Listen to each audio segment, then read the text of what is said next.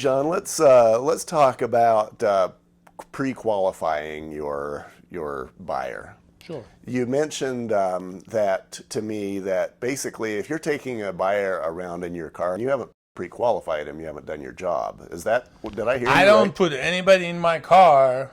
I don't even do business with them. I don't show them homes. I don't do anything unless I pre-qualify them over the phone a little bit. Sometimes you talk to people, they smell money. You know they have money. You have vacation, they talk about, oh, I have these 4 properties, and some people lie, and you will find out after a week, then you dump them. Mm-hmm. But the time is, to me, I'd rather spend the time on the people who worth my time. If they gonna go and they only qualified for $250,000 or afford $250,000, and they want to look at a $500,000 home, I am not in business of showing homes. Right. Okay. Now let me follow on that response with a question. What is your business? My business is to blessing people in their investment. If I bless them, then I will be blessed. It's go both ways. That's why you're on, Jean. That is a very good answer. It's just the money will come when they're blessed, and they will tell their moms, their dad, their uncle, their cousin, their brother, and everybody they know, this guy worked for me. I just came from the families. I sold them 8 years ago a townhome. They're selling that townhome, they're making $100,000. Now they're buying a property, they can put 20% down. Mm-hmm. Yeah. And they're like, we love you. Back then they didn't have a kid. Now they have a kid. Uh-huh. I'm the Grandpa Jean. Yes, That's you are. how we operate. You build relationship. This is a business of relationship. Uh-huh. If you don't build a relationship, if you think you are in the sell business, you won't last. Right. Because the market change, as you've been seeing it. Right. Always, some days it's a seller, some days it's a buyer market, some days it's a short sale market. We've been through it together Yes. 2-3 times. We have. All right? And we're gonna go through it again. I don't know when the swing gonna happen, but it's always changing. Your purpose is to get sure you can bless everybody. And if you overselling to the person who can afford $230 and you tie them up to buy a $270, and they will go bankrupt or they will go short sell, what kind of job you doing? Yeah.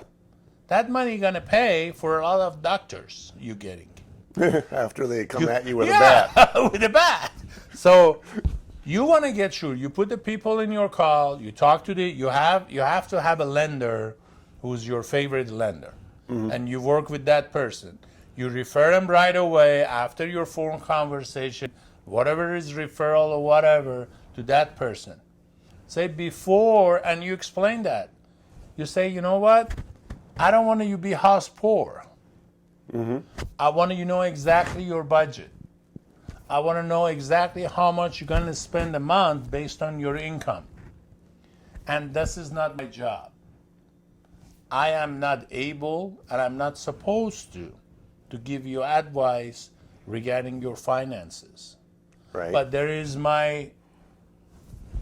You know, and I find that sometimes when a thing is difficult to say, this has happened in my life a number of times, that, you know, and then you know that no matter what sentence you put together, it's going to be offensive just because you might be stepping a little bit over some line. You know what I say always? What's that? Would you like to eat top ramen for the rest of your life every night? Uh-huh. That's funny, no? That's true. If you do it in the phone and a client asks and you say, I don't want you to eat top ramen every night and with your family, and but it's a good day, you put a little parsley on it. Uh-huh.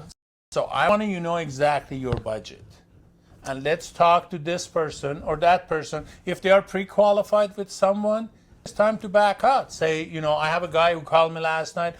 I want to make an offer on this property. I said, no problem. Send me your pre-qualified letter. The pre-qualified letter never come. I never write that offer. If you're not pre-qualified, I don't want to work for you. Makes sense.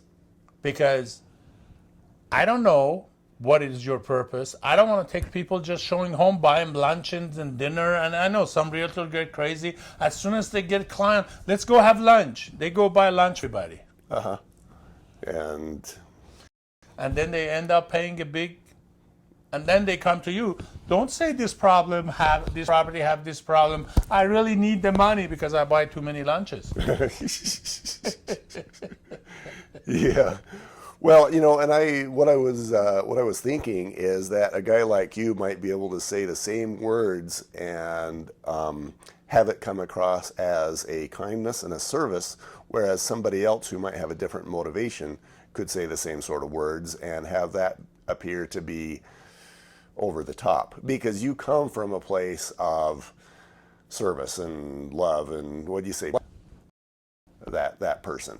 And I see it's funny because as I do home inspections, in many cases I can tell a lot about who their realtor was based on how they react to me, even if the realtor is not around, because I can see their calmness, their confidence, their preparedness, and just the absence of maybe sort of a jittery feeling, just because they know they've been blessed by the guy that referred them to me. Because for most people, this is the biggest investment of their life. Right.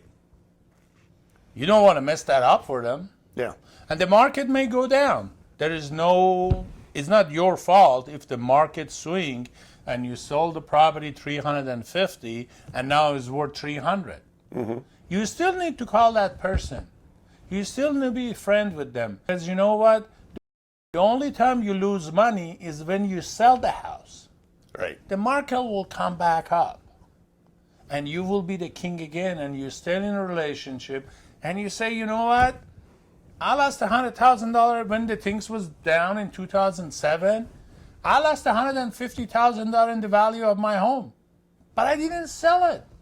Uh-huh. So I didn't lose any money. Yeah, and then the market comes back Market up. come back up. Now I'm up $150,000. Came back up with a fury. Yeah. Okay. So anything else you want to cover in this particular segment before we move on? You want to get sure you work with the people. They are fully qualified. Mm-hmm. And they are committed.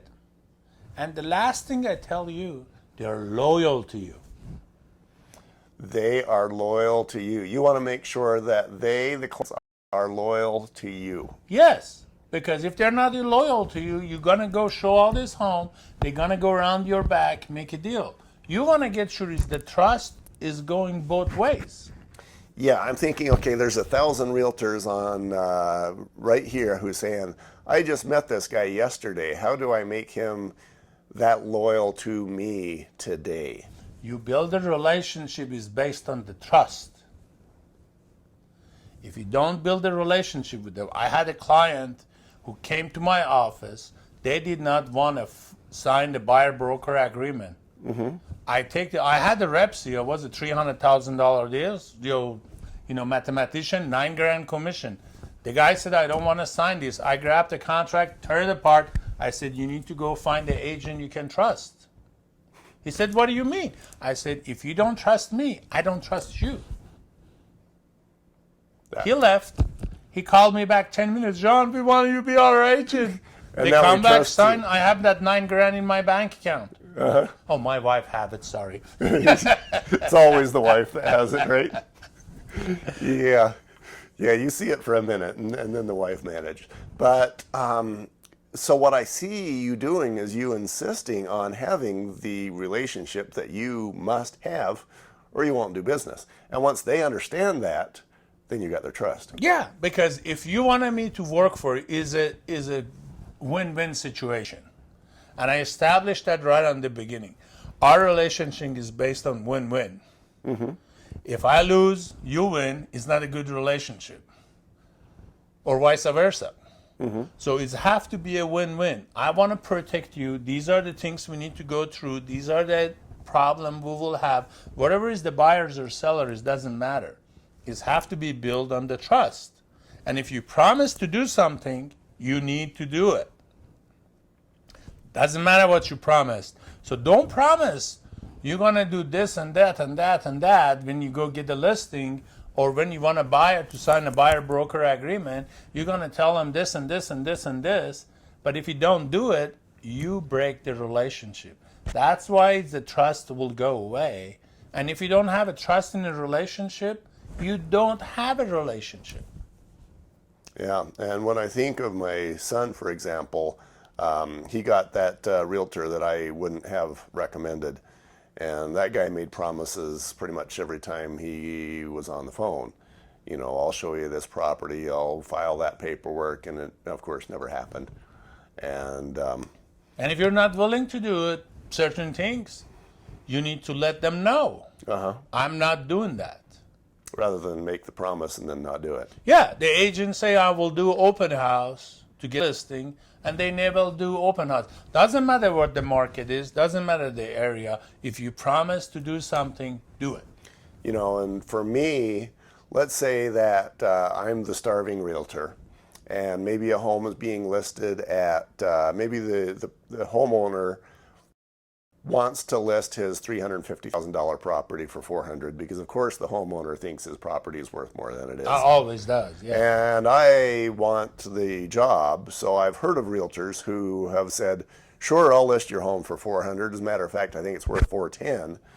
And then you know that you're not going to sell it for $410,000, but you've got the listing. And then you talk them down later on after you've got the listing. I did that 20 years ago. That was my first listing. Was the biggest mistake I made. Yeah, tell me that story. Okay, let me tell you. First listing I was working with this company. Back then, we didn't have internet, so I'm old, okay? It was a book we will take to the houses, and we show them how our company is. So I take the book, I made a presentation. There was a townhome. Back then was worth it about, I say 160. I listed for 240. So you know what happened? 6 months later, You used to have a sale. expired. I get another agent calling me. I just list your property at 185, and the seller doesn't want to talk to you. Thank you very much. Hang up on me. So not even I didn't sell the property. I got even more depressed because another agent called me and thanks me for overpricing it so he could go on the back door, sell the property at the right price. And be the hero. And be the hero, and I was I don't want to say it. So Well, there you're you good. are. Yeah.